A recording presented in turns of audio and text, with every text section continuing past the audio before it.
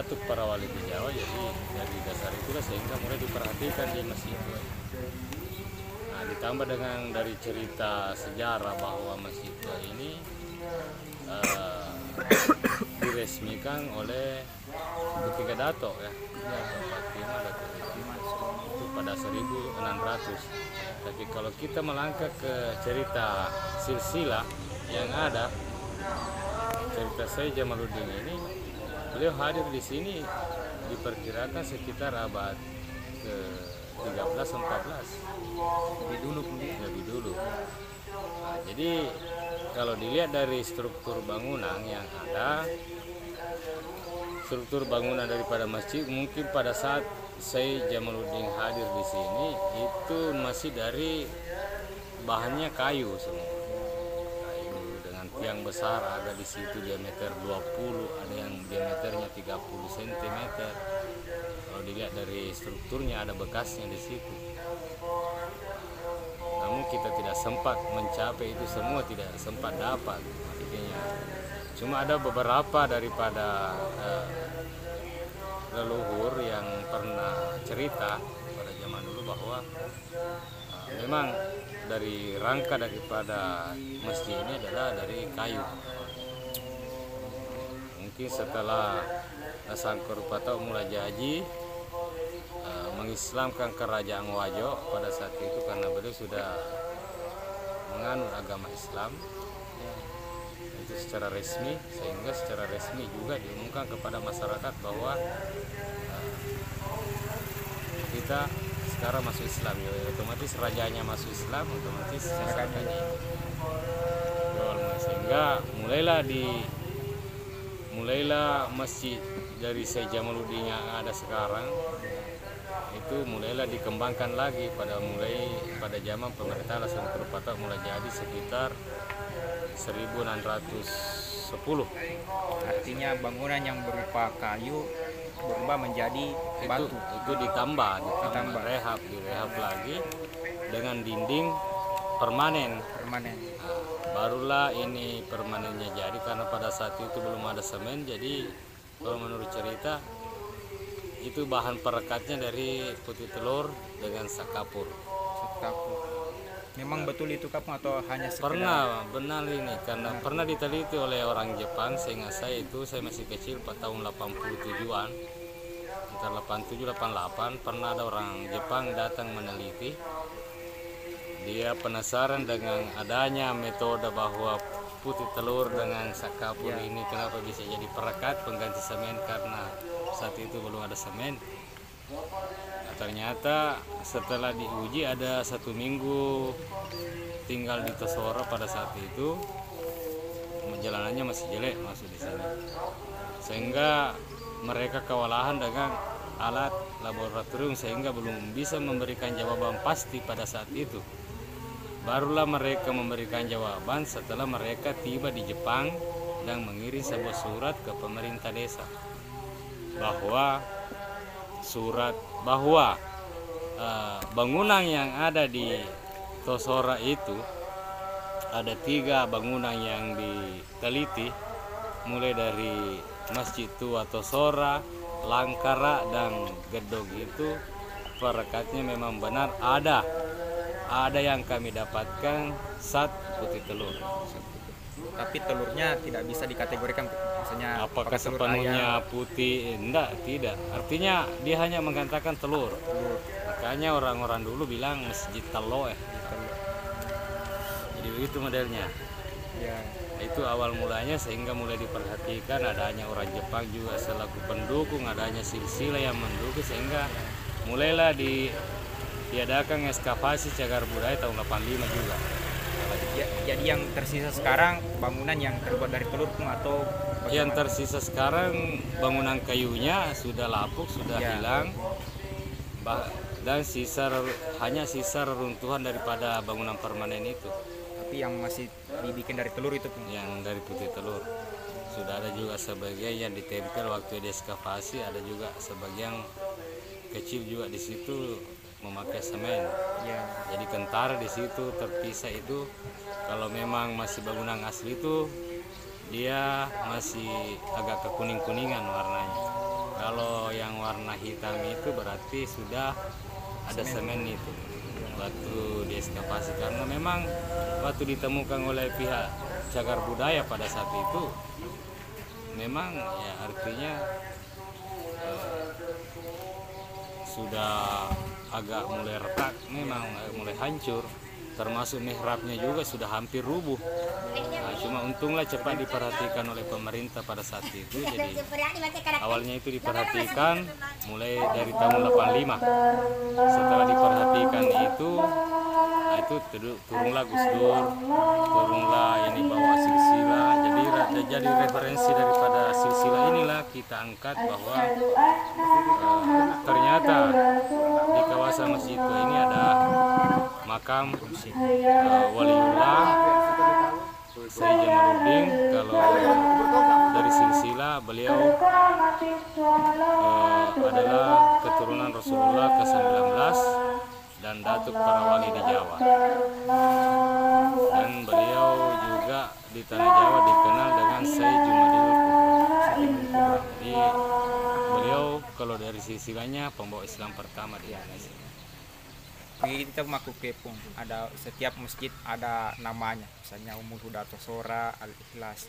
Kira-kira masjid tua adakah juga namanya? Kalau itu kami belum tahu, karena ya itu tadi artinya barulah juga kita tahu bahwa balik di makam ini ada salah satu makam keturunan Rasulullah itu dari silsilah itu.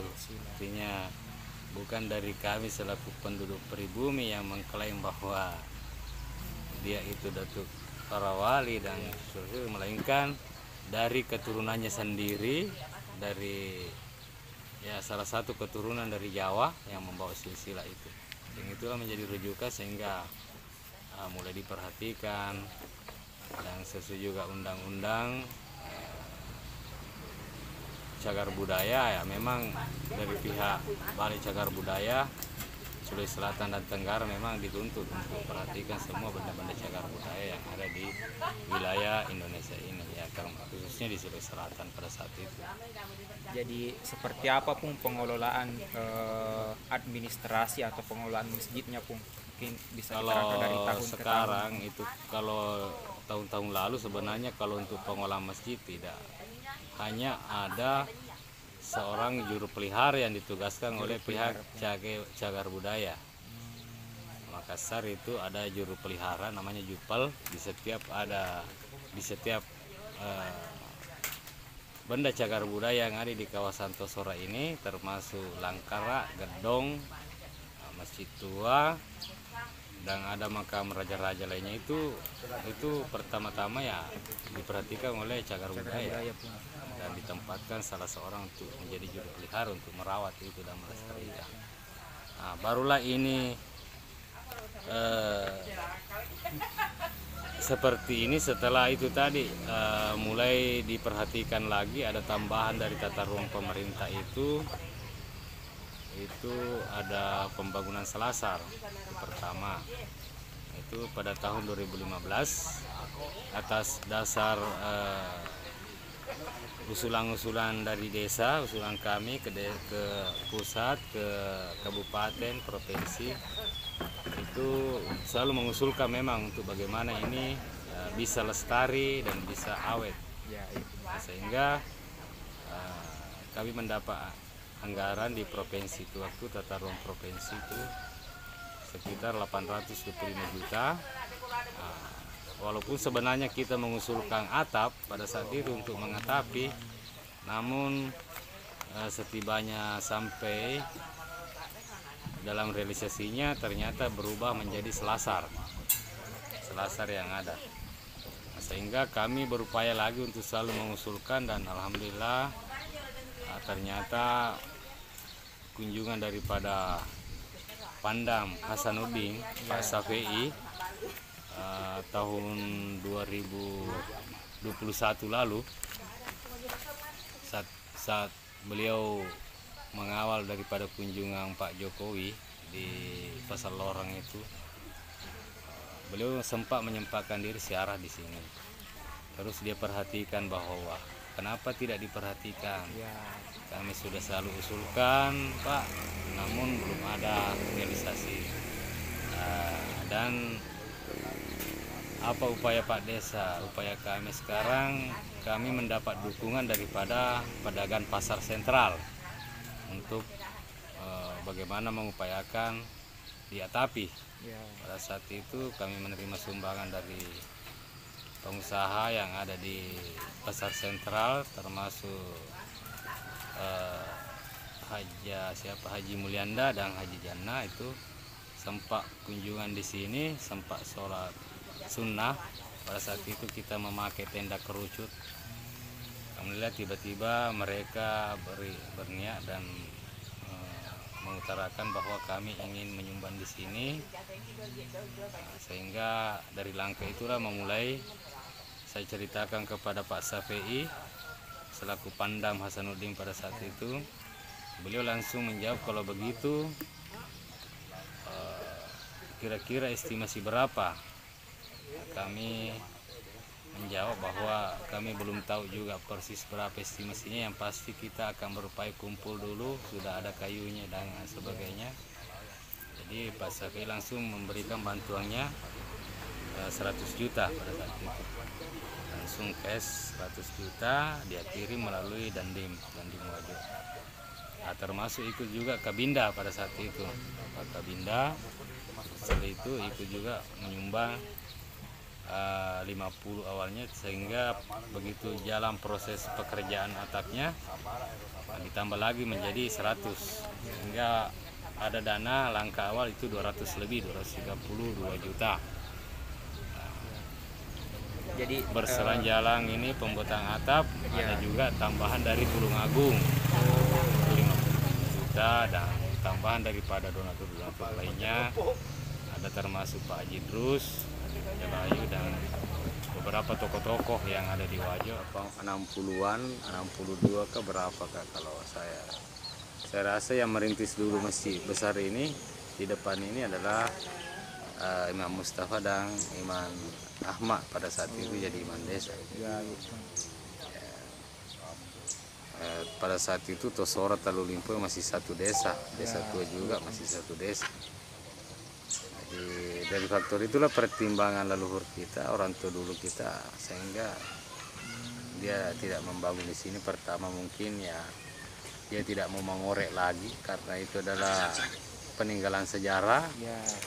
Yang kedua itu tadi mungkin dari ketersediaan lahan lagi sudah tidak memungkinkan. Dan bahkan ada sumur yang memang terbukti di situ bahwa ada yang barokah di sini. ya gitu.